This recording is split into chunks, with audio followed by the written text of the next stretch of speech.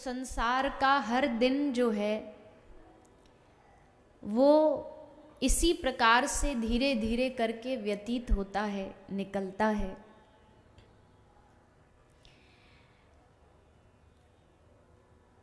व्यक्ति कितने वर्ष जिया उस बात से भी उसकी पहचान नहीं बनती है, लेकिन उसने उस जीवन जो उसको प्राप्त हुआ उसमें उसने क्या क्या कर्म किए उससे पहचान बनती है। इतिहास के अगर हम कुछ नामों को गिने और उनके बारे में पूछें कि उनकी जन्म तारीख और मरण तारीख बताओ, तो जो बहुत ही ज़्यादा हिस्ट्री में पक्के होंगे एक आध वो तो बता देंगे, अन्यथा हर कोई। अब मीराबाई जी का जन्म तिथि क्या थी, तारीख क्या थी, किसी को मालूम है? आम जनमानस को तो ये बात तिथि, डेट, तारीख नहीं मालूम होती। रावण का बर्थडे कब आता किसी को मालूम है? कंस का जन्म, कंस की मृत्यु किसी को मालूम है? किंतु इन्होंने क्या क्या किया वो सबको मालूम है। तो जीवन सबको भगवान कुछ ना कुछ, किसी 10, किसी को 20, किसी को 50, किसी को 80, किसी को 100 बरस का जीवन भगवान इस धरती पर देकर के भेजते हैं। और उस पहले तो कहने में ये आता था 100 साल का जीवन, अब तो वो भी नहीं रहा, अब तो ये घटा के बोलना पड़ता है। 60, 70, 80 साल का जीवन रह गया है। तो उस 60, 70, 80 साल के जीवन में व्यक्ति को कितने प्रकार के स्थिति परिस्थितियों का सामना करना पड़ता है, कितनी स्थिति परिस्थितियां उसकी जीवन में बदलती हैं। कभी कोई खुशी का माहौल आता है, कभी कोई थोड़ा शोक का विषय आता है, कभी बहुत आनंद का विषय आता है, कभी थोड़ा ऐसे दिन भी आते हैं जब व्यक्ति का मन, उसका चित्त बड़ा दुखी महसूस करता है। पर यही तो जीवन है, इसी का नाम तो जीवन है। एक हमारे भारत में हर स्टेट में एक डिश बड़ी प्रसिद्ध है और वो भारत से इजाद करी गई है।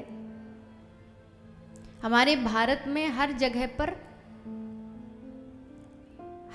पर चाट बहुत चलती है। अब वो कई भी चाट के प्रकार कई हो सकते हैं, पर चाट का मतलब होता है उसमें कई चीज़ें मिला के डालनी पड़ती हैं।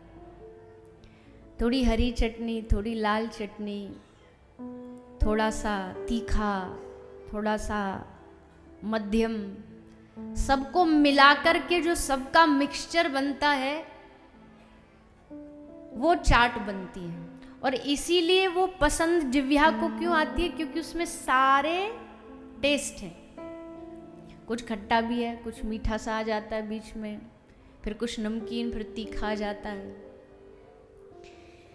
तो वैसे ही जीवन में भी भगवान ने जीवन को भी उस डिश जैसा ही बनाया है। कभी थोड़ा खट्टा दे देते हैं, कभी थोड़ा नमकीन दे देते हैं, कभी उसमें थोड़ी सी मिठास दे देते हैं। जब ज़्यादा मिठास हो गई तो थोड़ा सा उसमें मिर्ची डाल देते हैं। और ऐसे बनकर के पूरा जीवन व्यक्ति का बनता है, निर्माण होता है। एक जैसी परिस्थिति कभी संसार में किसी भी व्यक्ति के साथ रह ही नहीं सकती है। कोई दिन आए हैं बुरे हैं, कोई दिन आए जिनमें भगवत कथा हो रही और भगवान की कथा आ गई ना, तो उसके बाद तो अब चाहे तुम्हारे दिन बुरे हों चाहे कैसे भी हों, कहते हैं ना कि अच्छे दिन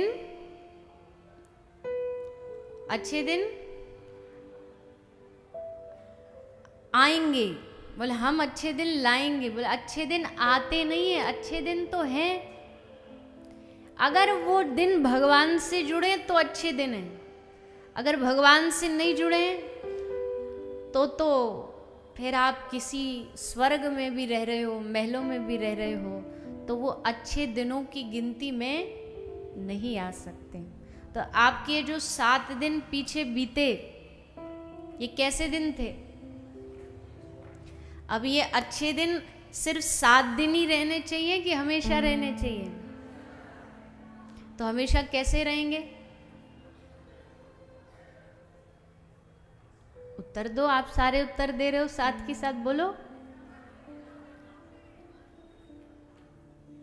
हमेशा, हर दिन, हर दिन, कोई दिन ऐसा खाली न जाए जिस दिन आप भगवान की कथा को ना श्रवण करें। रोज श्रवण करो।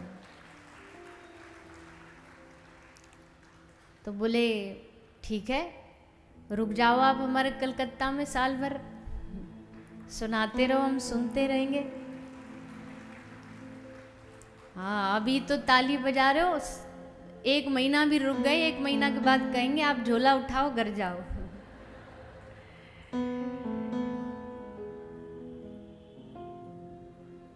भगवान की कथा गाने वाला बहता हुआ, वैसे एक कहना तो साधु के लिए, पर हम साधु नहीं इसलिए अपने लिए भूल नहीं सकते बात, पर साधु कहते ना बहता हुआ अच्छा लगता है।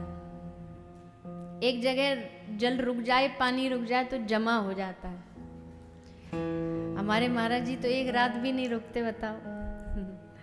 एक रात्रि भी नहीं रुकते। एक रात्रि एक शहर में रुक के तुरंत दूसरी जगह है। ज्यादा समय एक स्थान पर नहीं रुकना। जैसे सुखदेव जी, अच्छा महाराज जी एक रात्रि रुक जाते हैं। सुखदेव जी एक स्थान पर कितनी देर रुकते थे?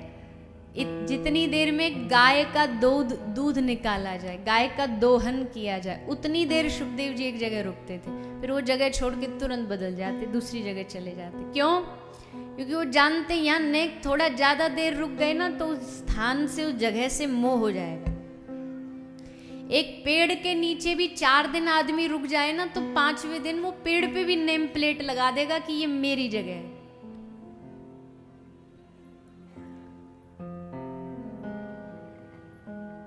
और आप वो तो बात बाद की छोड़ो, यहाँ कथा में आते 3 घंटे में लोगों की जगह निश्चित हो जाती है। जिस दिन जो पहली जगह सेट हो गया, ये सीट मेरी है, अब इस पे हम भी बैठेंगे। और ये बात आपको तो पता नहीं होगा, पर आपसे ज्यादा हमको अनुभव। आंखें पहले दिन जिस श्रोता को जहां देख लेती है ना, 7वें दिन वो वहीं ही बैठा नजर आता। हर कथा में यही होता है। हमें पता है ये 2 मैया आती है चंदन वाली, यहीं बैठी है 4 दिन से। इनकी यही सीट है, ना ये सोफा में बैठती ना ये कुर्सी, ये सोफा के साइड वाली सीट रिजर्व्ड है इनकी। और ये तो पर्ची लगाने लगे आजकल के, भैया नाम लिख, ये जरूरत ही नहीं है पर्ची लगाने की। आदमी खुद ही रिजर्व कर लेता है कि ये मेरी गद्दी है, अब हम बैठेंगे। पहले दिन यहाँ हम बैठ गए तो अब हमारी। और अगर कोई दूसरा गलती से उस जगह पे बैठ गया तो उसकी खैर नहीं। बोलेंगे तो कुछ नहीं, पर आंखों से घूर घूर के बयां कर देंगे कि तू मेरी जगह पे बैठा है, ये स्थान मेरा है, ये जगह मेरी है।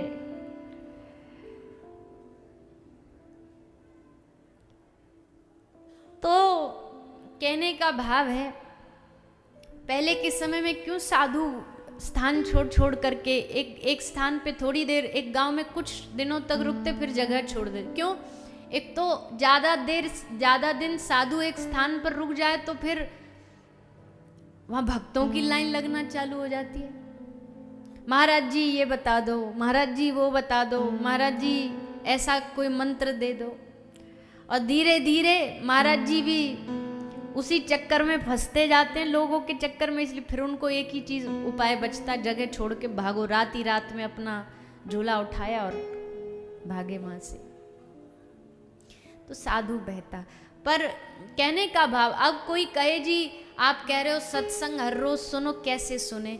देखो कलयुग ने हमें एक तो अच्छी चीज दी है ना, आज हमको एक अच्छी चीज ये दी है, कहीं भी रहो दुनिया में, तुम कहीं भी बैठे हो, कमरा में बैठे बैठे तुमको सारी दुनिया में क्या कहाँ सत्संग चल रहा है कौन महात्मा कौन कथा बोल रहा है, सब घर बैठे उपलब्ध है। तुम देखो तो, तुम सुनो तो, तुम नियम बनाओ तो, कि हम कोई भी दिन ऐसा नहीं, आप सबसे हम निवेदन कर रहे हैं हाथ जोड़ के प्रार्थना, कोई भी दिन ऐसा मत जाने दीजिए जिसमें आप सत्संग न सुनो। भले 5 मिनट ही सुनो, आज टाइम कम है, 5 मिनट कान में, पर कान को आदत पड़नी चाहिए सत्संग की।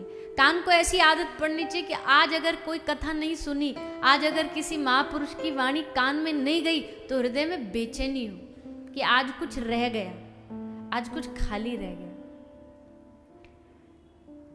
और ये होता है, जो भगवान के कथा के प्रेमी है वो जरूर सुनेंगे, रोज थोड़ा सत्संग श्रवण करेंगे, क्योंकि आज तक जिनको भी, जिनके हृदय में परिवर्तन हुआ, बदलाव हुआ, हरि से प्रेम हुआ, सुनते सुनते हुआ। ये एक दिन का प्रोसेस नहीं है। कहीं कोई सोचे कि 7 दिन कथा सुन ली, अब काम खत्म, कोर्स खत्म। ये आजीवन का प्रोसेस है, ये आजीवन चलता रहना चाहिए। इसकी कोई एक्सपायरी डेट नहीं होती, कथा का कोई लास्ट दिन नहीं होता, कथा कभी लास्ट ही नहीं होती, कथा का कोई अंतिम दिन नहीं है, इसकी कोई एक्सपायरी डेट नहीं। ये नित्य के लिए, रोज के लिए है।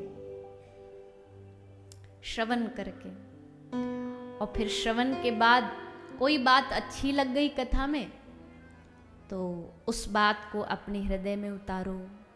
एक छोटी सी बात ही उतार लो भले,